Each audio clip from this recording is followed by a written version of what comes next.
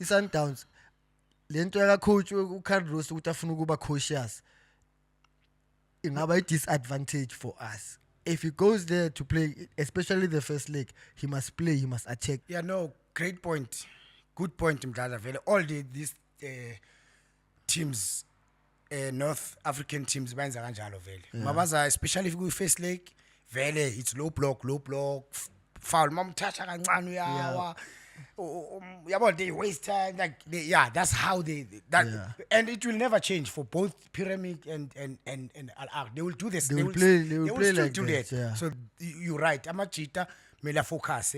Ukuthi Tina, we need to score goals and go there with a win and make sure we keep clean sheets. Yeah, because if maybe you are 2-0 up, when you get to Egypt, bona bazofuna attack.